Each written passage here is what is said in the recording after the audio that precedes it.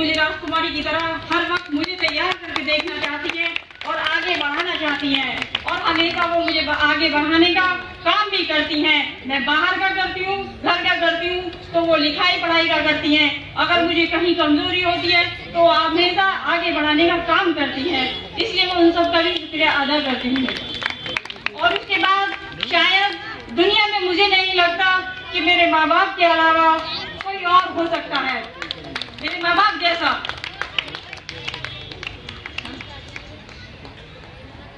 तो इसीलिए अपनी बात को छोटी करते हुए, क्योंकि मैंने कोई प्रैक्टिस नहीं, मैंने कभी ऐसे मंच पे नहीं बोला, और फिर भी आप लोग यहाँ आए, आप सब मौजूद मेहमानों का मैं तहे दिल से शुक्रिया अदा करती हूँ कि आप मेरा यहाँ हौसला बढ़ाने के लिए मेरे माँ बाप का, सहेली, NGO का, और ये मेरी नहीं आप सबकी सहेली है। तो आप सब समझो, ये सोचो कि ये शबाना का नहीं, ये हमारा है। इसमें हमें उठना है, हमें उठ के चलना है, हमें ये देखना है कि हमें क्या कमी है। हमारी कोई बहन परेशान तो नहीं, किसी वजह से उसको कोई तकलीफ तो नहीं, हमें घर घर जाके उसके दुख को सुनना है। मैं आपसे सबसे गुजारिश कर रही हूँ कि जहाँ जहाँ तक मेरी आवाज जा रही है, मैं इस गाँव के अंदर आवाज पहुँचाना चाहती हूँ कि जहाँ जहाँ तक आपको मेरी आवाज जा रही है, आप मेरा साथ बढ़ाएं। आप ये सोचें कि कल कोई और शबाना मेरे जैसे दुख से ना गुजरे। और मैं अल्लाह से यही दुआ करती हूँ कि जो हादसा मेरे साथ हुआ किसी दुश्मन के साथ भी ना हो, यही हमेशा मेरी दुआ रहती है।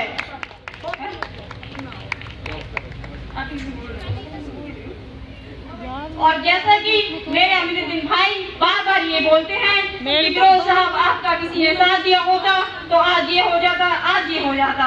मैं माफी के साथ उनसे माफी मांगते हुए ये बताना चाहती हूँ कि अल्लाह का शुक्र है आज की डेट में हमारे पापा की आवाज में दुनिया के हर कोने से लोग जमा हो जाते हैं और ये दिखा देते हैं कि फिरोज साहब हमें आवाज दो, हम यहाँ शामिल हैं, आप हमें ऑर्डर दो, हम आपके लिए तैयार हैं। तो ये गलतफहमी दूर कर लीजिए। आज ये इतनी दूर दूर से लोग आए हैं, इंशाल्लाह इस गांव से भी निकलेंगे। अगर खो रहे हैं वो कुछ अपना ही खो रहे हैं, हमारा नहीं खो रहे। हम तो उन्हें देने के लिए निकले हैं, हम लेने के लिए नहीं निकले हैं। तो ये बात समझ लीजिए कि शबाना जो निकली है या उसके माँ बाप जो संघर्ष कर रहे हैं वो एक देने के लिए कर रहे हैं, लेने के लिए नहीं कर रहे। अल्लाह का शुक्र है आज की डेट में बचपन से लेके अब तक हमारे माँ बाप ने अच्छी से अच्छी हमें कपड़ा भी और हमें हर चीज हमारी ख्वाहिश पूरी की। शायद हो सकता है मैं जल्द बोल रही हूँ, लेकिन फिर भी मेरी बात समझने के लिए आप समझो कि मेरे जज्बात हैं, ये मेरे दिल की पीड़ा है ये, क्योंकि मैं छोटी से छोटी बड़ी हो गई और मैं अपने माँ बाप को इस तरीके से देख रही हूँ। और ये लोग हमेशा मेरे पापा से मिलते हैं, आते हैं, जाते हैं, खाते हैं।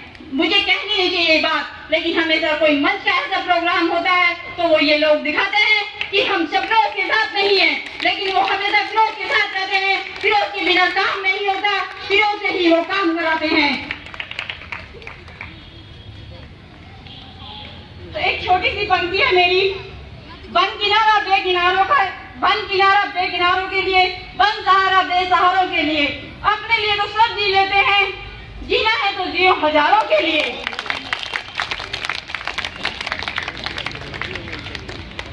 आप सबसे माफी चाहते हुए सम्मानित बुजुर्गों, माताओं, बहनों, भाइयों और प्यारे नन्हे मुन्ने बच्चों, आप सभी को मेरा प्यार भरा सलाम।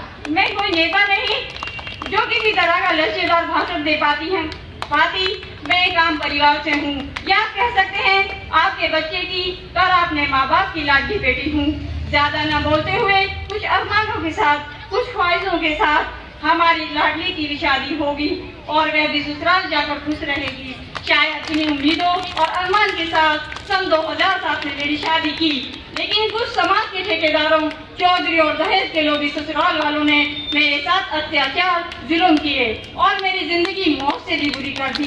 दूसरी ओर मेरे रिश्ते नातों, जिनकी मुझे मेरी शादीशुदा जिंदगी से दुआएं मिलनी चाहिए थी, पर तो उन्होंने भी जबरन साजिशें कर मुझे मेरे पति से दूर कर दिया, जिससे मेरी शादीशुदा जिंदगी और बिगड़ गई। फिर मैंने भी हार नहीं मानी और इस अत्याचार दहेज के लोभियों के खिलाफ मैंने अदालत का दरवाजा खटखटाया। मुझे अपने देश के न्याय पर पूरा भरोसा मुझे न्याय जरूर मिलेगा, क्योंकि आखिर में हमेशा सच्चाई की ही जीत होती है और मैं जो लड़ाई लड़ रही हूँ वो हमेशा सच्चाई के दम पे लड़ रही हूँ।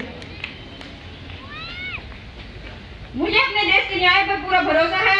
एक दिन मुझे न्याय जरूर मिलेगा और दहेज के लोभियों को कानून सजा देगा। इस घटना के बाद कुछ समय के बाद के लिए मैं टूट सी गई, मेरी जिंदगी थम सी गई और मायूसी का एहसास होने लगा। लेकिन एक दिन मेरे माँ बाप ने मुझे समझाया और मेरा हौसला बढ़ाया और कहा अपने गमों को भूलकर आगे बढ़ो, जैसे अपनी 1000 बहनों और महिलाओं की ताकत बनो और उनके ऊपर रहे अत्याचार से लड़ना सीखो। मैंने सोचा और अपने को संभाला। मैंने पाया कि जिस दिन से मैंने अपना होश संभाला, मैंने अपने माँ बाप को संघर्ष करते देखा।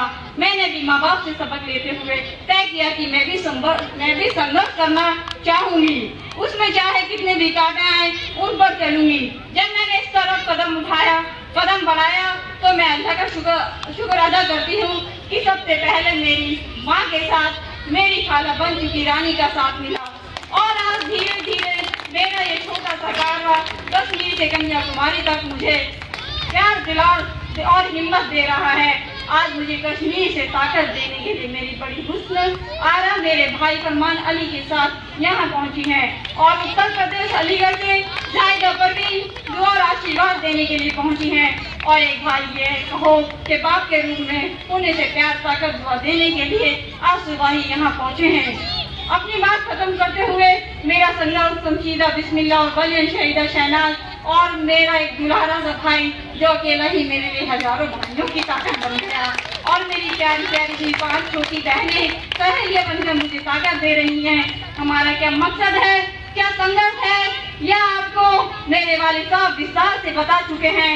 मुझसे कुछ भूल हुई हो तो माफी के साथ और आपसे दुआ की गुजारिश करते हुए अपनी बात इस लाइनों के साथ खत्म करती हूँ। कदर अब तक तेरी तारीख में जानी ही नहीं, कदर अब तक तेरी तारीख में जानी ही नहीं।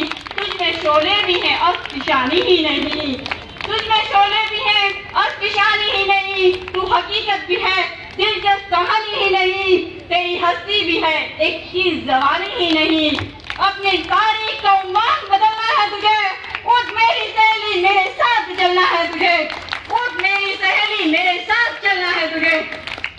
बनके तूफान छलकना है, उबलना है तुझे, लड़खड़ाएगी कहाँ तक की अब संभलना है तुझे, उठ मेरी सहेली मेरे साथ चलना है। शुक्रिया, अस्सलाम वालेकुम। इसी के साथ में आपसे क्या विदाई लेती हूँ।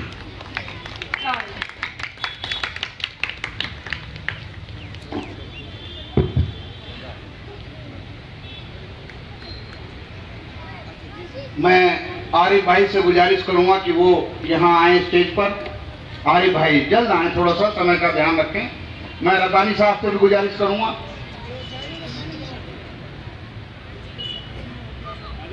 अमीन शेख साहब आ जाएं। अमीन भाई आपसे भी गुजारिश है, ये हमारे जो हैं बाहर वालों को इज्जत देंगे आप। अंकल इज्जत मांग के नहीं जाती, अपनी इज्जत मांग के ले रहे हो। तालियां बजाकर ये हमारे कवि नौजवान जा रहे हैं माफी मांगकर, कहीं प्रोग्राम है इनका, लेकिन हमें ये भरोसा दे के गए हैं कि जब कभी भी अंकल, जब कभी भी आप हमें इसी तरह से बुलाओगे, जहां भी बुलाओगे, आज रात को भी हम इस तरह से खड़े होकर आपके बीच में अपनी बात रखने का काम करेंगे। अमित भाई इनका सबका चतुर्वेदी है, सबका शुक्रिया अदा करते हैं। कोई चीज है तो दे जाइए, ले लेंगे ना। तालियां बजा दें एक बार, ये जा रहे हैं घर घर। अमित भाई